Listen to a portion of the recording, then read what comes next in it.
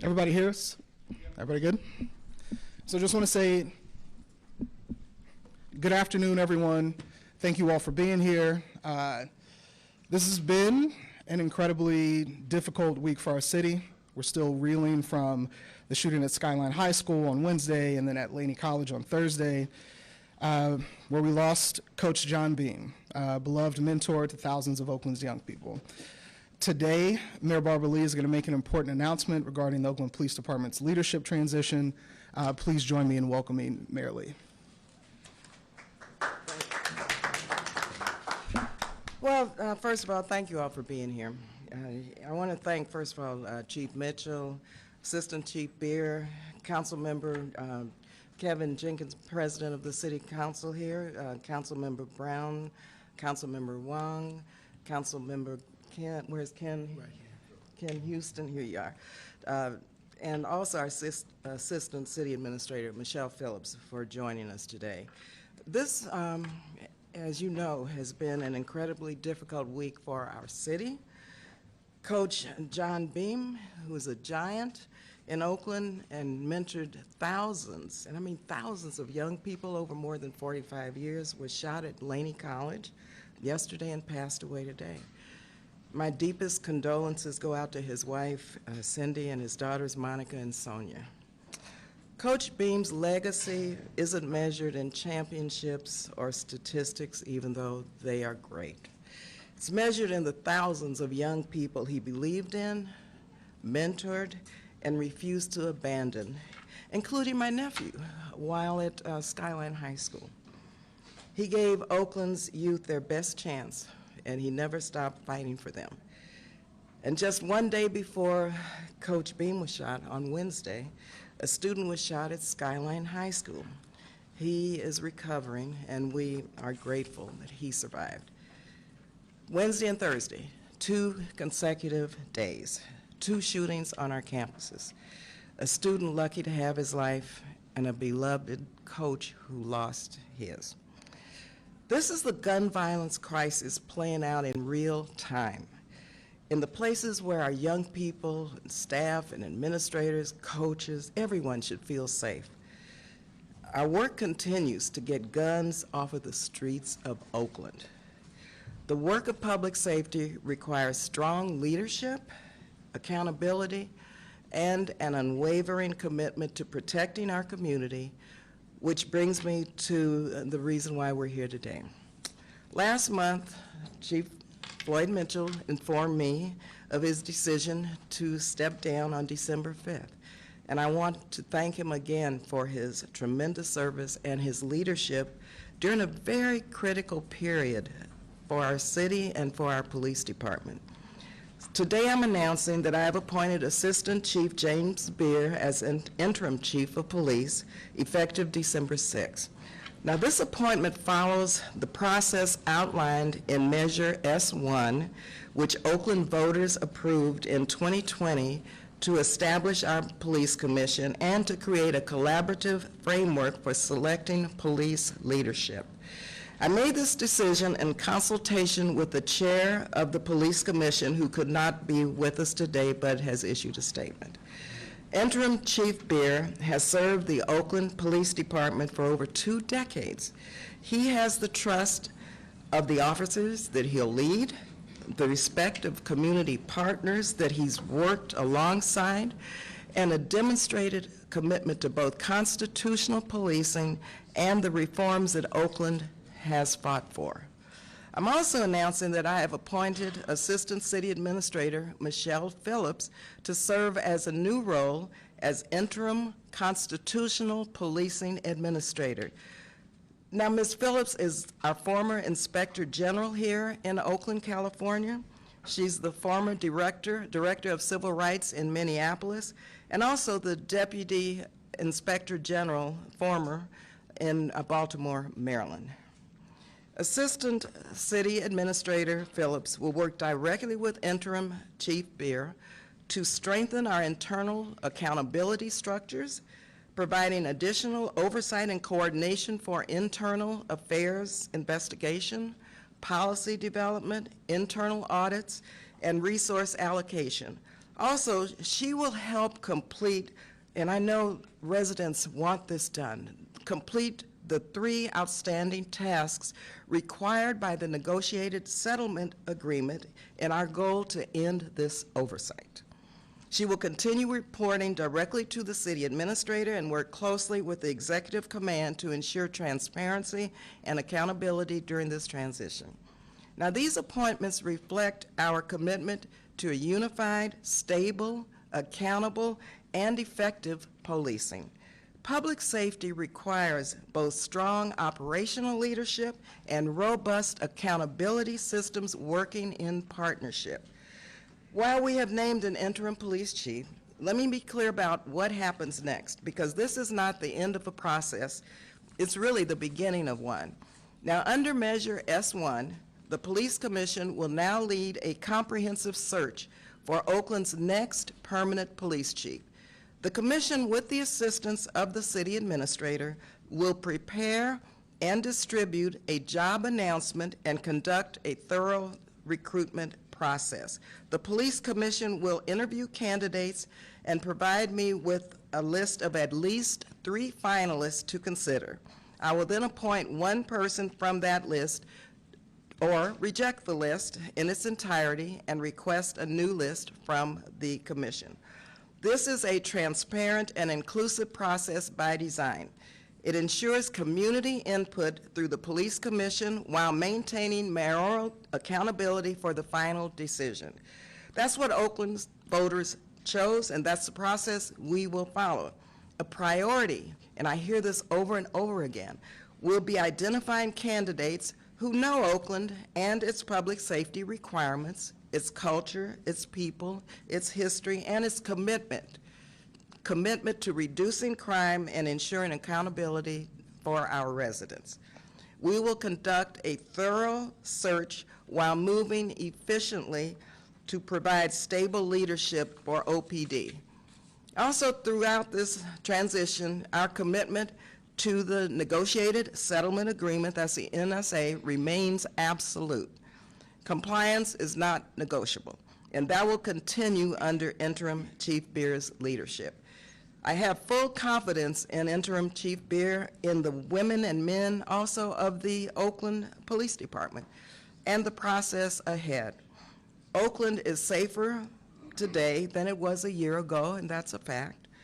And we will continue, though, and we must continue building on that process. So thank you again for being here, and I'd like now to bring forward, and I know you know him well, our interim chief, James Beer.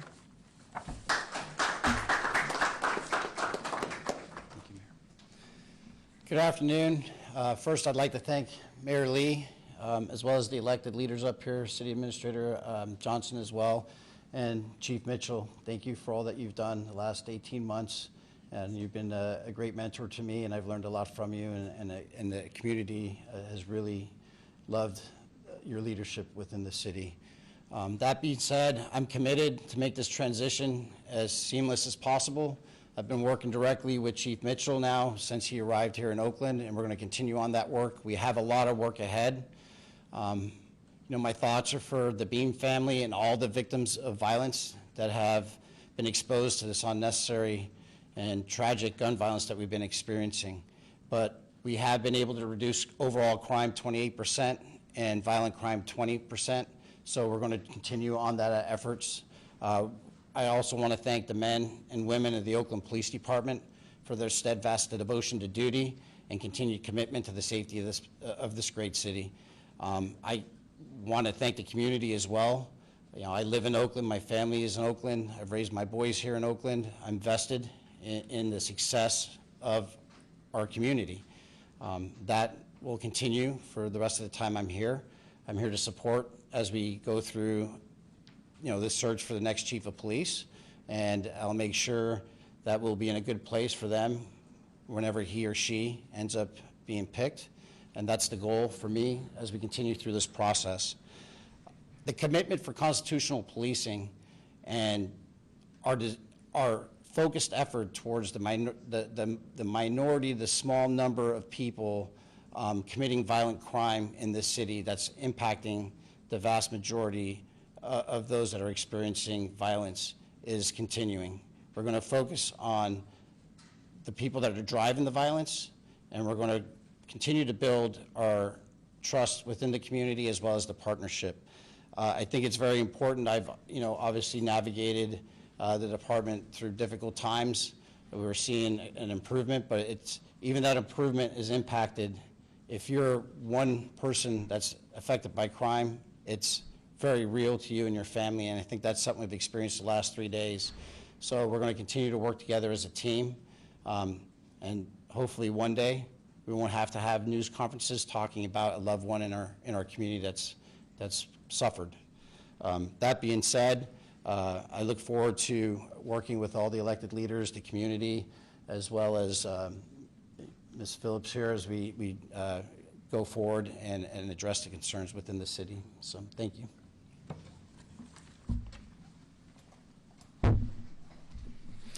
Thank you, Interim Chief Beer. I'd like to now invite Assistant City Administrator Michelle Phillips, who's been appointed as Interim Constitutional Policing Administrator, to share a few words about her new role.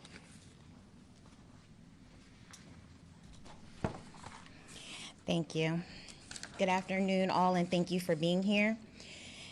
As was stated, I am Michelle Phillips, and I have the pleasure of serving as the Assistant City Administrator in this amazing city.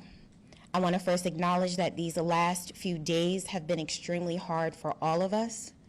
As we try to understand these most recent acts and events of violence, I want to make sure that we are all lifted and remain steadfast as we learn, we grow, and we mourn the death of Coach Beam, as well as the other victims, families, and others impacted. My thoughts are with them, family, and community, as we continue to feel this movement. I am honored for the opportunity to help implement Mayor Lee's vision for constitutional policing in the city of Oakland that is unified, stable, accountable, and effective. I will be acting in the role of Constitutional Policing Administrator by embedding in the Oakland Police Department, working closely with Interim Chief Beer and the dedicated Police Department leadership team as we shape the vital components of this role. Our goal is to establish better supportive systems for our dedicated members of the Oakland Police Department, rooted in procedural justice, equitable policing practices, and community-centered as we continue to build trust with all the communities we serve. Over the next several months, I will be leading the work to develop this position into a permanent leadership role that can help ensure sustained reform efforts for our community, our city leadership, and our officers that we count on every single day. Many of the specifics of this role are what I will be working on together with the department leadership and community to define. But I do want to share some initial thoughts about this vision.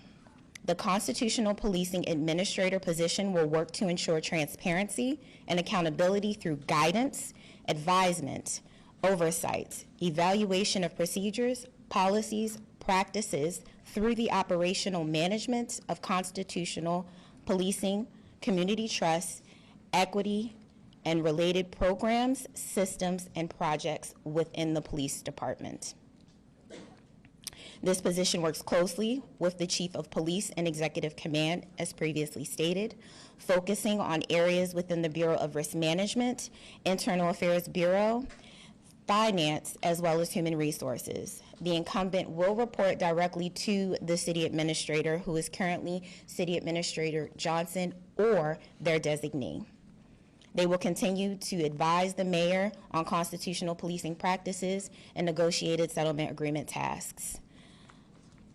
To allow me to build this out, the job duties of this role I will be assuming will be to assist stabilizing systems and resources for sound internal police accountability structures within this department.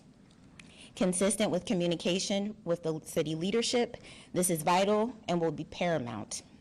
I am grateful to Mayor Lee for her leadership in leading this vision with intention, compassion, purpose, strength, and with our community at its core.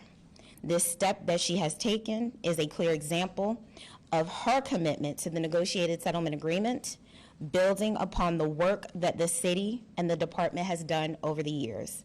Lastly, I am thankful for the opportunity to help execute this vision with support, expectations, and determination as I work with Interim Chief Beer, as well as the internal and external stakeholders within the city of Oakland, to make sure that this is a safe and just city for us all.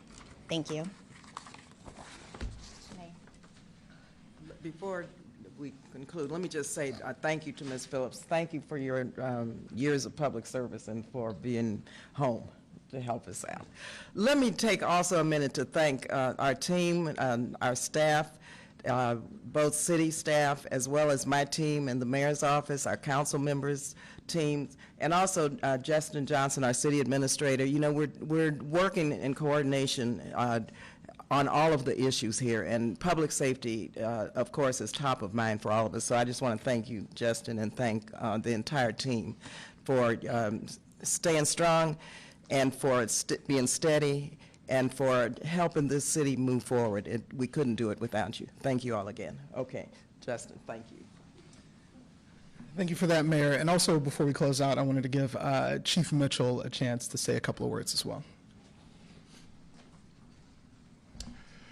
First of all, I want to thank Mayor Lee and her leadership over this last year.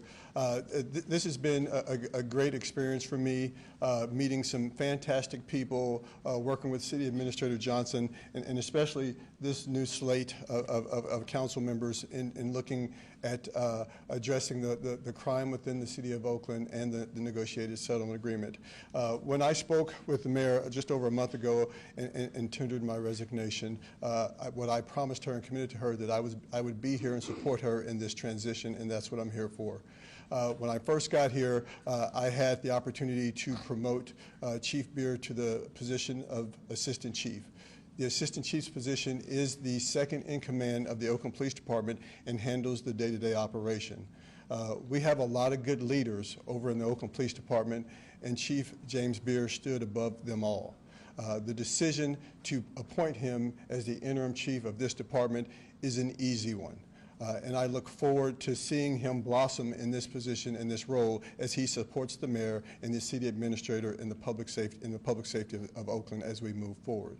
I will continue to support the mayor, the chief, city administrator, and the men and women of the Oakland Police Department and this community over the next month, and I will be wishing and praying for nothing but the best for this city as you guys move forward. With that, I'll let you turn it out. Thank you. We appreciate everyone for the comments. They have a ton of work to do, but I wanted to open it up in case there were one or two questions for about the appointments today, for anything for Assistant Chief Beer or... Yeah, I just have a question about the timeline for hiring a new chief. I know there's some vacancies in a key committee that's going to be looking at that. Are there some concerns about moving this forward with some kind of alacrity? We intend to move this forward as expeditiously as possible, filling the vacancies, as well as conducting the search, the appropriate search, and getting the names to the commission, which will then submit a minimum of 3, could be more names. Yeah. So we don't intend to allow this process to drag out. Are you thinking 6 months, a year? Not sure, but we're going to do this as quickly as possible. Henry. Well, unrelated question to the mayor is any message you want to put out to families in which we have juveniles with guns. Apparently there's a report of one suspect from Skyline having carried a gun on a Macy transit bus and taking a picture of a group. What message do you have for families who may not be aware of this behavior? Well, you feel free, anyone, to join me, but we're talking to families because young people should not have access to guns, period, full stop. We know that there are ghost guns around. We also know California has some of the strongest gun control, gun safety measures than any other state. But we also know that guns can be transported from other states, which is taking place. Gun tracing is still not what it should be in terms of the ability to trace guns. I served in Congress for 27 years, and I was on the gun violence task force, so the federal role is extremely important for families to understand, but also families need to know that we're here for them, and we want our young people especially to know that we have a Department of Violence Prevention, we have alternatives for our young people, we have ceasefire, we have trusted messengers who are working with our young people to try to help them develop their paths forward in their lives, and that if they have any issues with their children that they may think they need some help with, their phone numbers to call, and we'll get that information up, that they could receive the type of help. Could be mental health intervention, it could be other types of intervention. So I think it's a complex strategy that we must embark upon. We don't, and young people should not have access to these weapons of war. And there's too much access to guns. We met with the Brady campaign to develop a regional strategy as it relates to gun violence. So we're working on that. So I want the parents to know that your elected officials, your police department, your Department of Violence Prevention, your council members, we're all working together to try to get these guns out of the hands of those that really should not have them, and especially our young people. Any Chief? Thank you, Mayor. So first off, Henry, thank you for the question, and I'll start off with this. The 2 juveniles that were arrested at Skyline actually were in possession of ghost guns, something we just discussed about earlier today.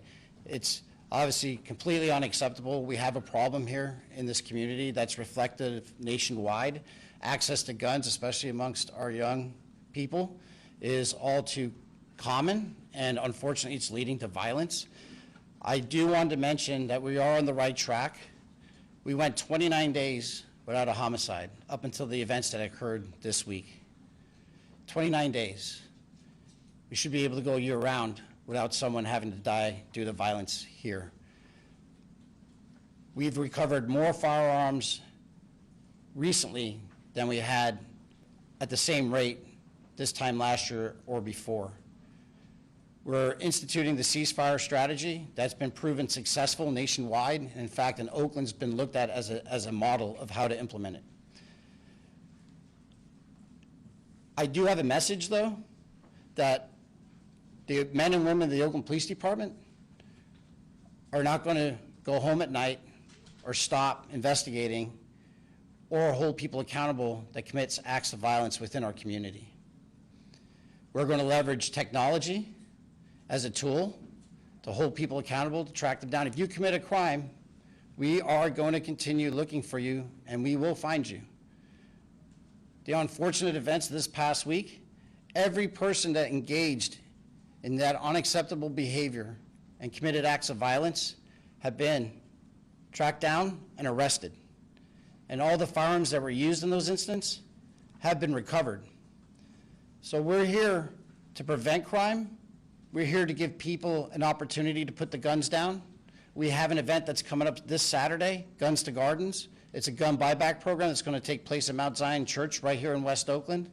I implore anyone that has a firearm in their house, if you feel compelled to do so, please come, turn it in, and we'll turn that weapon of violence into a garden tool.